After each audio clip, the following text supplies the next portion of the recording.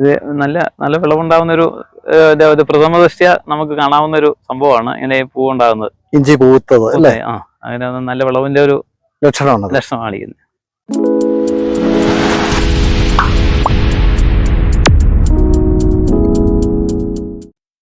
എല്ലാവർക്കും നമസ്കാരം. ഞാൻ ഇടുക്കിയിലെ സേനാവതി പഞ്ചായത്തിലെ അരിവിളഞ്ചാലിലാണ്. രാജകുമാരിക്ക് അടുത്തുള്ള ഒരു സ്ഥലമാണിത്. ഇവിടേക്ക് എത്തുമ്പോൾ ശ്രീ ജെയിംസ് തെങ്ങുംകുടി ഭക്ഷ്യവിളകളും നാണ്യവിളകളും ധാന്യവിളകളും എല്ലാം നട്ട് പരിപാലിക്കുന്ന ഒരു കർഷകനാണ്. അദ്ദേഹത്തിന്റെ കൃഷിയിടത്തിലെ എല്ലാ വർഷവും തന്നെ ഇഞ്ചിയും മഞ്ഞളും മുടങ്ങാതെ കൃഷി ചെയ്യാറുണ്ട്. നമസ്കാരം. എത്ര നാളായി ഇഞ്ചി കൃഷിയും മഞ്ഞൾ കൃഷിയൊക്കെ ആരംഭിച്ചിട്ട്? ഇത് ഞങ്ങൾ ചെറുപ്പത്തിൽ മുതൽ തറവാട്ടിലുള്ള കൃഷിയാണ്. എന്തായാലും നമുക്ക് എപ്പോഴും തന്നെ കുറെയെങ്കിലും ഉണ്ടാവും. ഇതിപ്പോ ഒരു 1/2 ഏക്കറോളം സ്ഥലത്തുണ്ട് നമുക്ക്. ഇത് നാടൻ ഇഞ്ചിയാണല്ലേ? നാടൻ ഇഞ്ചി. ഈ മഞ്ഞളും അതെ നാടനാണ്. ഇപ്പൊ ഈ ഇഞ്ചിക്കണ്ടത്തിൽ തന്നെ മഞ്ഞളും കാണുന്നുണ്ട്. അത് ഇവിടെ മഞ്ഞളായിരുന്നു ആദ്യം നിന്നിരുന്നേ. അപ്പൊ നമ്മള് ഈ സ്ഥലത്തേക്ക് ഇഞ്ചി കയറ്റിയപ്പോ അതിനകത്ത് അന്നേരം ഉണ്ടായിരുന്ന വിത്തുകൾ തന്നെ മഞ്ഞൾ തനിച്ചായിട്ട് നമ്മൾ കൃഷി ചെയ്തിട്ടും ഇഞ്ചിയുണ്ട്. മഞ്ഞൾ തനിച്ചായിട്ട് ഇവിടെ ഉണ്ട്. ലെഫ്റ്റ് സൈഡിലുണ്ട്. അതവിടെ ഉണ്ട്. അവിടെ മഞ്ഞൾ തനിവിളയായിട്ടുണ്ട്. ഈ ഇഞ്ചിക്ക് എന്തെങ്കിലും കേടുണ്ടോ? ഇഞ്ചിക്ക് ചെറിയ കേട് ഇപ്പം വരുന്നുണ്ട്. ഞാൻ തൃശ്ശടിച്ച് കൊടുക്കേണ്ടതായിരുന്നു. ഇപ്പൊ അങ്ങനത്തെ വളപ്രയോഗം കൊടുക്കുന്നത് എപ്പോഴാ?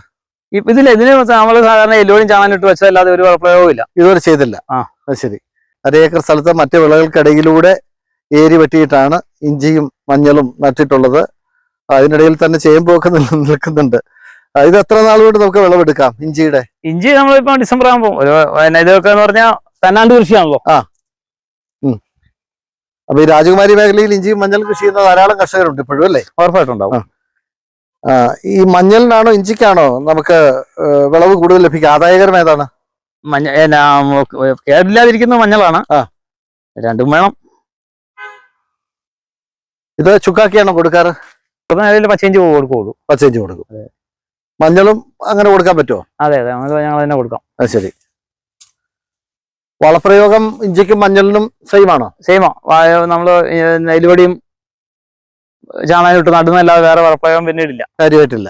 പിന്നെ എന്തെങ്കിലും രോഗബാധകൾ കണ്ടു കഴിഞ്ഞു കഴിഞ്ഞാൽ ഇപ്പൊ ഇഞ്ചിക്ക് ചെറിയൊരു കേട് കാണുന്നുണ്ട്. അത് ഒരു നരപ്പ് ഇത് കാണുന്നുണ്ട്. അത് ഇടവയിലുണ്ടായതിന്റെ ഒരു പ്രശ്നമാണ്. ശരി. നല്ല ഇഞ്ചി നല്ല വിളവാണ്. കാരണം പൂത്ത് നിൽക്കുന്നുണ്ടോ അടിയിൽ നോക്കി. ശരി. ഇങ്ങനെ പൂത്ത് കഴിയുമ്പോഴേക്കും ഏകദേശം പറിക്കാറായെന്നാണോ? അല്ല, വിളവ് നല്ല വിളവാണ്. നല്ല വിളവെന്നുള്ള. ശരി. അപ്പൊ ശ്രീ ജെയിംസ് തെങ്ങുംകുടി രാജകുമാരിക്കടുത്തുള്ള അരിവിളഞ്ചാലിലെ ഒരു കർഷകനാണ്. അദ്ദേഹം മുടങ്ങാതെ തന്നെ ഇഞ്ചി കൃഷി ചെയ്യുന്നുണ്ട്. വലിയ പണികളൊന്നും അതിന് വേണ്ട അല്ലേ? സ്വാഭാവികമായിട്ട് തന്നെ നമുക്ക് അല്പം അടിവളം ഇട്ട് കൊടുത്തു കഴിഞ്ഞാൽ നല്ല മണ്ണായിരിക്കണം.